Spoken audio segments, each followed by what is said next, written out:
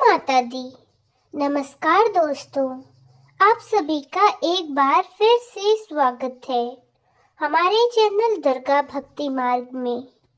आज नवरात्रि के 5वें दिन हम श्रद्धा और भक्ति के साथ माँ दुर्गा का स्मरण करते हुए श्री दुर्गा सप्तशती का पाठ करने जा रहे हैं। आज के इस पाठ में हम अध्याय 9 और 10 का पाठ करेंगे। माता रानी की कृपा से यह पाठ हमारे जीवन से दुख, बाधाएं और नकारात्मक दूर करे। इसी भावना के साथ हम पाठ की शुरुआत करते हैं। तो आइए माँ का ध्यान करते हुए पाठ प्रारंभ कर सकते हैं। 9वां अध्याय का पाठ संतान प्राप्ति के लिए किया जाता है या पुत्र प्राप्ति के लिए या फिर संतान से संबंधी किसी भी परेशानी के निवारण के लिए दुर्गा सप्तशती के 9वें अध्याय का पाठ किया जाता है। इसके अलावा संतान की उन्नति प्रगति के लिए तथा किसी भी प्रकार की खोई हुई किसी अमूल्य वस्तु की प्राप्ति के लिए भी 9वें अध्याय का पाठ करना उत्तम होता है। यह आपकी मनोकामना पूर्ण करने में सहायक है। राजा ने कहा, भगवान, आपने रक्त बीज के वध से संबंध रखने वाले देवी चरित्र का यह अद्भुत महात्मा मुझे बतलाया है। अब रक्त बीज के मारे जाने पर अत्यंत क्रोध में भरे हुए शुंभ और निशुंभ ने जो कर्म किया, मैं उसे सुनना चाहता हूँ। ऋषि कहते हैं, राजन, युद्ध में रक्त बीज तथा अन्य दैत्यों के मारे जाने पर शुंभ और निशुंभ के क्रोध की सीमा न रही। अपनी विशाल सेना इस प्रकार मारी जाती देख निशुंभ अमर्ष तथा गुस्से में भरकर देवी की ओर दौड़ा। उसके साथ असुरों की प्रधान सेना थी। उसके आगे पीछे तथा पार्श्व भाग में बड़े बड़े असुर थे जो क्रोध से होठ दबाते हुए देवी को मार डालने के लिए आए। महापराक्रमी शुंभ भी अपनी सेना के साथ मातृगणों से युद्ध करके क्रोधवश चंडिका को मारने के लिए आगे आया। तब देवी के साथ शुंभ और निशुंभ का घोर संग्राम छिड़ गया। वे दोनों दैत्य मेघों की भांति बाणों की भयंकर वृष्टि कर रहे थे। उन दोनों के चलाए हुए बाणों को चंडिका ने अपने बाणों के समूह से तुरंत काट डाला। शस्त्र समूहों की वर्षा करके उन दोनों दैत्य पतियों के अंगों में भी चोट पहुंची। शुंभ ने तीखी तलवार और चमकती हुई ढाल लेकर देवी के श्रेष्ठ वाहन सिंह के मस्तक पर प्रहार किया। अपने वाहन को चोट पहुंचने पर देवी ने शूर्प्र नामक बाण से निशुंभ की ओर श्रेष्ठ तलवार तुरंत ही काट डाली और उसकी ढाल को भी, जिसमें 8 चांद जड़े हुए थे, खंड खंड कर दिया। ढाल और तलवार के कट जाने पर उस असुर ने शक्ति चलाई, किंतु सामने आने पर देवी ने चक्र से उसके भी 2 टुकड़े कर दिए। अब तो निशुंभ क्रोध से जल उठा और उस दानव ने देवी को मारने के लिए शूल उठाया, किंतु देवी के समीप आने पर उसे भी मुक्के से मारकर चूर्ण कर दिया। तब उसने गदा घुमाकर चंडी के ऊपर चलाई, परंतु वह भी देवी के त्रिशूल से कटकर भस्म हो गई। तब दैत्यराज निशुंभ को फरसा हाथ में लेकर आते देख देवी ने बाण समूह से घायल कर उससे धरती पर सुला दिया। उस भयंकर पराक्रमी भाई निशुंभ के धराशायी हो जाने पर शुंभ को बड़ा क्रोध हुआ और अंबिका का वध करने के लिए वह आगे बढ़ा। रथ पर बैठे बैठे ही उत्तम आयुध से सुशोभित अपनी बड़ी बड़ी 8 अनुपम भुजाओं से समूचे आकाश को ढककर वह अद्भुत शोभा पाने लगा। उसे आता देख देवी ने शंख बजाया और धनुष की प्रत्यंचता की का भी अत्यंत दुस्सह शब्द किया। साथ ही अपने घंटे के शब्द से जो समस्त दैत्यों का तेज नष्ट करने वाला था, संपूर्ण दिशाओं को व्याप्त कर दिया। तदनंतर सिंह ने भी अपनी दहाड़ से, जिसे सुनकर बड़े बड़े गजराजों का महान मद चूर हो जाता था, आकाश, पृथ्वी और 10 दिशाओं को गुंजा दिया। फिर काली ने आकाश में उछलकर अपने दोनों हाथों से पृथ्वी पर आघात किया। उससे एक ऐसा भयंकर शब्द हुआ जिससे पहले के सभी शब्द शांत हो गए। तत्पश्चात शिवदूती ने दैत्यों के लिए अमंगलजनक अट्टहास किया। इन शब्दों को सुनकर समस्त असुर थर्रा उठे, किंतु शुंभ को बड़ा क्रोध हुआ। उस समय देवी ने जब शुंभ को लक्ष्य करके कहा, ओ दुरात्मन, खड़ा रहे, खड़ा रहे, तभी आकाश में खड़े हुए देवता बोल उठे, जय हो, जय हो। शुंभ ने वहां आकर ज्वालाओं से युक्त अत्यंत भयानक शक्ति चलाई। अग्निमय पर्वत के समान आती हुई उस शक्ति को देवी ने बड़े भारी लुक्के से दूर हटा दिया। उस समय शुंभ के सिंहनाद से तीनों लोग गूंज उठे। उसकी प्रतिध्वनि से वज्रपात के समान भयानक शब्द हुआ, जिसने अन्य शब्दों को जीत लिया। शुंभ के चलाए हुए बाणों के देवी ने और देवी के चलाए हुए बाणों को शुंभ ने अपने भयंकर बाणों द्वारा सैकड़ों और हजारों टुकड़े कर दिए।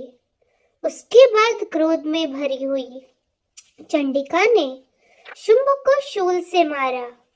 उसके आघात से शुंभ मूर्छित हो पृथ्वी पर जा गिरा।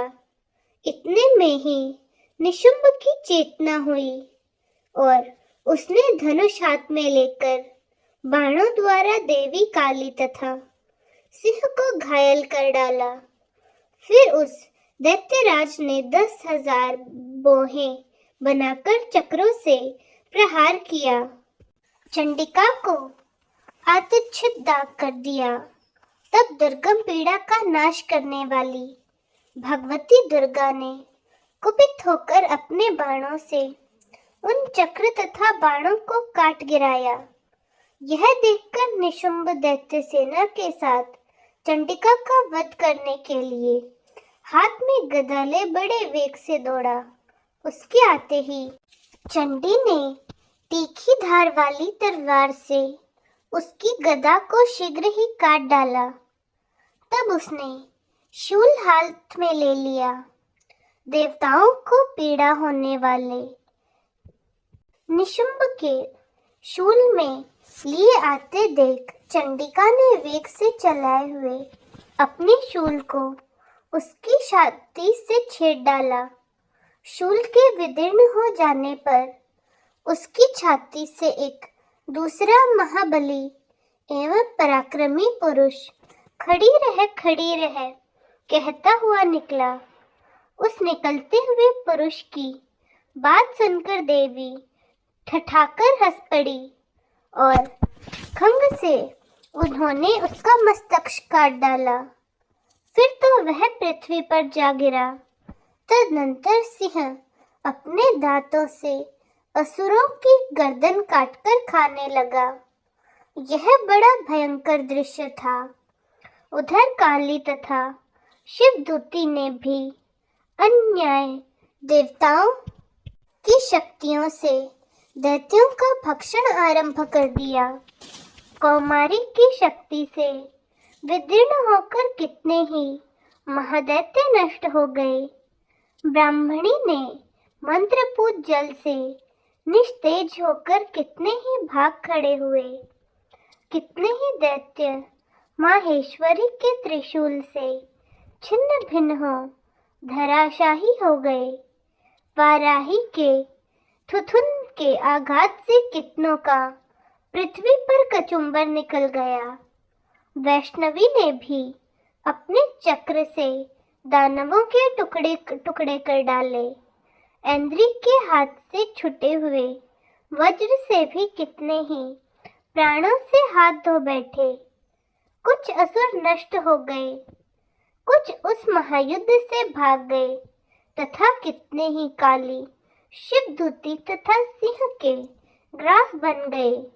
इस प्रकार श्री मार्कंडेय पुराण में सावर्णिक मनवंतर की कथा के अंतर्गत देवी महात्मा में निशुंभ वध नामक 9वां अध्याय पूरा हुआ। अब आइए श्रवण करते हैं श्री दुर्गा सप्तशती का 10वां अध्याय।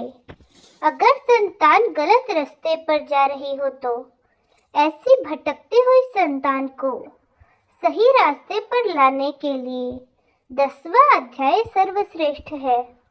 अच्छे और योग्य पुत्र की कामना के साथ अगर 10वें अध्याय का पाठ किया जाए तो योग्य संतान की प्राप्ति होती है और प्राप्त संतान सही रास्ते पर चलती है। ऋषिवन कहते हैं, हे राजन, अपने प्राण के समान प्यारे भाई निशुंभ को मारा देख तथा सारी सेना का संहार होता देख शुंभ ने कुपित होकर कहा, दुष्ट दुर्गे, तो बल के अभिमान में आकर झूठ मूठ का घमंड न दिखा। तू बड़ी मानिनी बनी हुई है, किंतु दूसरी स्त्रियों के बल का सहारा लेकर लड़ती है। देवी बोली, ओ दुष्ट, मैं अकेली ही हूँ। इस संसार में मेरे सिवा दूसरी कौन है? ये देख, मेरी ही विभूतियाँ हैं, अतः मुझ में ही प्रवेश कर रही है। तदनंतर ब्राह्मणी आदि समस्त देवियां अंबिका देवी के शरीर में लीन हो गई। उस समय केवल अंबिका देवी ही युद्ध के लिए रह गई। देवी बोली, मैं अपनी ऐश्वर्य शक्ति से अनेक रूपों में यहाँ उपस्थित हुई थी। उन सब रूपों को मैंने समेट लिया। अब अकेली ही युद्ध में खड़ी हूँ, तुम भी स्थिर हो जाओ। तदनंतर देवी और शुंभ दोनों के देखते देखते भयंकर युद्ध छिड़ गया। बाणों की वर्षा तथा तीखे शस्त्रों एवं दारुण अस्त्रों के प्रहार के कारण उन दोनों का युद्ध सब लोगों के लिए बड़ा भयानक प्रतीत हुआ। उस समय अंबिका ने जो सैकड़ों दिव्य अस्त्र छोड़े, उन्हें दैत्यराज शुंभ ने उसके निवारक अस्त्रों द्वारा काट डाला। इसी प्रकार शुंभ ने भी जो दिव्य अस्त्र चलाए, उन्हें परमेश्वरी ने भयंकर हुंकारा शब्द के उच्चारण आदि द्वारा खिलवाड़ में ही नष्ट कर डाला। तब उस असुर ने सैकड़ों बाणों से देवी को आच्छादित कर दिया। यह देख क्रोध में भरी हुई उन देवी ने भी बाण मारकर उसका धनुष काट डाला। धनुष कट जाने पर फिर दैत्यराज ने शक्ति हाथ में ली, किंतु देवी ने चक्र से उसके हाथ की शक्ति को भी काट गिराया। तत्पश्चात दैत्यों के स्वामी शुंभ ने 100 चांद वाली चमकती हुई ढाल और तलवार हाथ में ले उस समय देवी पर धावा बोल दिया।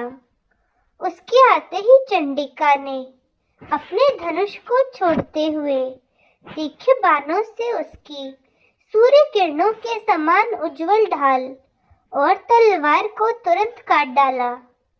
फिर उस दैत्य के घोड़े और सारथी मारे गए।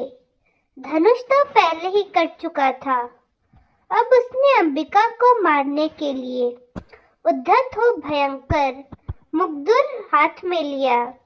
उसके आते ही देवी ने अपने तीक्ष्ण बाणों से उसका मुग्धुर भी काट डाला। इस पर वह असुर मुख का डंडा तानकर बड़े वेग से देवी की ओर झपटा। उस दैत्यराज ने देवी की छाती में मुक्का मारा। तब उन देवी की छाती में एक चांटा जड़ दिया। देवी का थप्पड़ खाकर दैत्यराज शुंभ पृथ्वी पर गिर पड़ा, किंतु पुनः सहसा पूर्ववत उठकर खड़ा हुआ। फिर वह उछला और देवी को ऊपर ले जाकर आकाश में खड़ा हो गया। तब चंडिका आकाश में भी बिना किसी आधार के ही शुंभ के साथ युद्ध करने लगी। उस समय दैत्य और चंडिका आकाश में एक दूसरे से लड़ने लगे। उनका वह युद्ध पहले सिद्ध और मुनियों को विस्मय में डालने वाला हुआ। फिर अंबिका ने शुंभ के साथ बहुत देर तक युद्ध करने के पश्चात उसे उठाकर घुमाया और पृथ्वी पर पटक दिया। पटके जाने पर पृथ्वी पर आने के बाद वह दुष्टा उपमा दैत्य पुनः चंडिका का वध करने के लिए उनकी ओर बड़ी वेग से दौड़ा। तब समस्त दैत्यों के राजा शुंभ को अपनी ओर आते देख देवी ने त्रिशूल से उसकी छाती छेदकर उसे पृथ्वी पर गिरा दिया। देवी के शूल की धार से घायल होने पर उसके प्राण पुख्खेर उड़ गए और वह समुद्रों, द्वीपों तथा पर्वतों सहित समूची पृथ्वी को कपाता हुआ भूमि पर गिर पड़ा। तदनंतर उस दुरात्मा के मारे जाने पर संपूर्ण जगत प्रसन्न एवं पूर्ण स्वस्थ हो गया तथा आकाश स्वच्छ दिखाई देने लगा। पहले जो उत्पात सूचक मेघ और उल्कापात होते थे, वे सब अब एक साथ शांत हो गए तथा उस दैत्य के मारे जाने पर नदियां भी ठीक मार्ग से बहने लगी। उस समय शुंभ की मृत्यु के बाद संपूर्ण देवताओं का हृदय हर्ष से भर गया और गंधर्व गण मधुर गीत गाने लगे। दूसरे गंधर्व बाजे बजाने लगे और अप्सराएं नाचने लगी। पवित्र वायु बहने लगी। सूर्य की प्रभा उत्तम हो गई। अग्निशाला की बुझी हुई आग अपने आप प्रज्वलित हो उठी तथा संपूर्ण दिशाओं के भयंकर शब्द शांत हो गए। इस प्रकार श्री मार्कंडेय पुराण में सावर्षिक मनवंतर की कथा के अंतर्गत देवी महात्मा में शुंभ वध नामक 10वां अध्याय पूरा हुआ। जय माता दी। माँ दुर्गा की कृपा से आज हमने नवरात्र के 5वें दिन श्री दुर्गा सप्तशती के अध्याय 9 और 10 का पाठ पूर्ण किया। माता रानी हम सभी पर अपनी कृपा बनाए रखे और हमारे जीवन को सुख, शांति और समृद्धि से भर दे। जय माता दी। तो दोस्तों, अगर आपको हमारी आज की यह वीडियो अच्छी लगी तो इस वीडियो को लाइक करें, शेयर करें और चैनल को सब्सक्राइब करें और कमेंट्स में जय माता दी लिखना ना भूलें। धन्यवाद।